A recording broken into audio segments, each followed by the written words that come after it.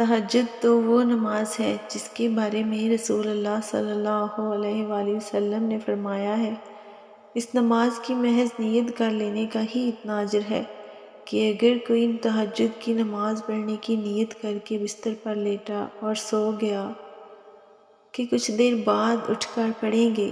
لیکن اس کی نیند نہ ٹوٹ سکی تو اس کے لیے صرف اس نیت کے کر لینے کا ثواب ادا کی ہوئی نماز جتنا ہوگا۔ تو پھر سوچو، جس نماز کی بس نیت کرنے کا اتنا اجر ہے تو پھر تمہارے سجدے کیا کچھ کر سکتے ہیں۔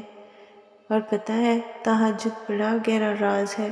اللہ اور اس کے بندے کے درمیان، اور شاید اللہ نے اسے راز ہی رکھنا تھا، اسی لیے تہجد کا وقت تب تک کے لیے منتخب کیا جب ساری کائنات سکون کی نیند سو جاتی ہے، اور پھر اللہ ان سے ملاقات کے لیے پہلے آسمان پر آ جاتا ہے جو ان سے ملنے کی تڑپ میں نیند توڑ کر آتے ہیں یا جو اس تڑپ کے مارے سو ہی نہیں پاتے۔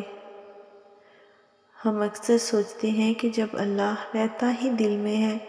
تو اس نے یہ کیوں کہا کہ میں رات کے پہر پہلے آسمان پر تشریف لاتا ہوں اور پھر اپنے بندوں کو آواز لگاتا ہوں کہ ہے کوئی مانگنے والا کہ میں اسے نواز دوں، ہے کوئی پکارنے والا کہ میں اس کی پکار کا جواب دے سکوں۔ ایسا اللہ نے اس لیے کہا ہے تم سے تاکہ تم تہجد کی اہمیت جان سکو۔ عموماً تم نماز کے ذریعے سے ہی اللہ تک جاتے ہو، لیکن تہجد کی نماز وہ واحد نماز ہے جب اللہ خود تم سے ملنے کے لیے آتا ہے۔ تو پھر سوچو، اللہ نے بے وجہ تھوڑی نہ ملاقات کے لیے سوچا ہوگا، کوئی تو بات ہوگی تم میں ایسی جو تمہاری آواز سننے کے لیے دونوں جہانوں کو خاموش کرا دیتا ہے تاکہ تمہیں سن سکے، تاکہ تم جب رو تو تمہاری بے بسی کوئی نہ دیکھ سکے۔ وہ اپنے بندوں کی بے پردگی نہیں ہونے دیتا، وہ اپنے بندوں کی خودداری کو ہمیشہ قائم رکھتا ہے۔ تبھی اس نے تہجد جیسی نماز بنائی اور رات کی تاریکیوں میں اس کا وقت رکھا، نہ کوئی شرط رکھی، نہ یہ عبادت فرض کی، بس یہ کہہ دیا کہ محبت کھینچ لائے جب یہاں تک تو تب آ جانا اور مجھ سے ملاقات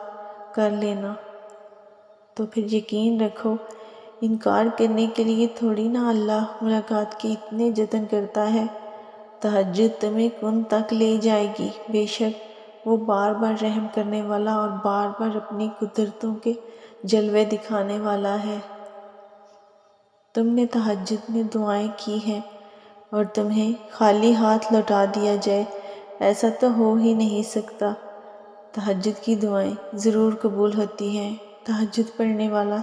صرف سوچتا ہے اور اسے عطا کر دیا جاتا ہے، اور مانگنے والے کی ہر مشکل آسانی میں بدل جاتی ہے۔